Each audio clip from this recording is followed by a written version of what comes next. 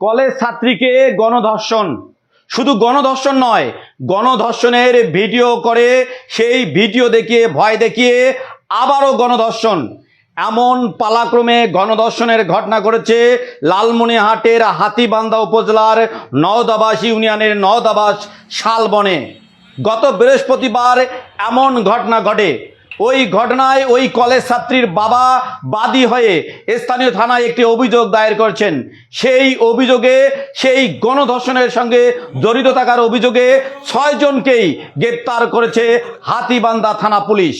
আমরা খোঁজখবর নিয়ে জানতে পারি লালমনিরহাটের হাতীবান্ধা উপজেলার দইখোয়া বাজারে যে চিরার মিল এলাকা আছে, সেই চিরার মিল এলাকায় দুলাল হোসেনের পুত্র আব্দুল সাত্তারের কসমেটিকের দোকানে নিয়মিত যাতায়াত করতেন ওই কলেজ ছাত্রী।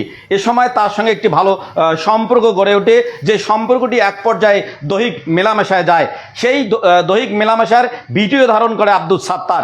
সেই ভিডিওটাকে পুঁজি করে তার অপর বন্ধুদেরকে দিয়ে পালাক্রমে বিভিন্ন সময় তাকে ধর্ষণ করে এই আব্দুল সাত্তার এবং তার বন্ধুরা। সর্বশেষ গত বৃহস্পতিবার সেই ভিডিও ভাইরালের ভয় দেখিয়ে আব্দুল সাত্তার এবং তার বন্ধুরা তাকে হাতীবান্ধা যে নওদাবাসের শালবন আছে, সেই শালবন এলাকায় নিয়ে আসে।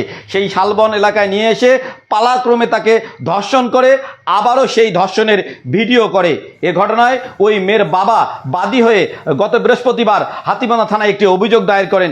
সেই অভিযোগে পুলিশ এই ধর্ষণের ঘটনায় জড়িত থাকার অভিযোগে 6 জনকে গ্রেপ্তার করছেন। সেই 6 জন হলেন আব্দুল সাত্তার, পিতা দুলাল হোসেন, বাড়ি দক্ষিণ কোতামারি 2 নম্বর ওয়ার্ড, রোকন, পিতা সুলতান, বাড়ি তার দইখোয়া বাজারের পাশে, রাকিবুল, পিতা আয়ুব আলী, বাড়ি দইখোয়া 5 নং ওয়ার্ডে, আল আমিন, পিতা খয়বর আলী, বাড়ি দইখোয়া 5 নং ওয়ার্ডে, রতন মিয়া সাবু, পিতা নাজিম উদ্দিন, বাড়ি দইখোয়া 5 নং ওয়ার্ডে ও সুলতান, পিতা ওসমান গনি, বাড়ি নওদাবাসের 8 নং ওয়ার্ডে। হাতীবান্ধা থানার ওসি মাহমুদুন নবী এ ঘটনার সত্যতা নিশ্চিত করে। আসাদুজ্জামান সাজু, এল নিউজ অনলাইন, লালমনিরহাট।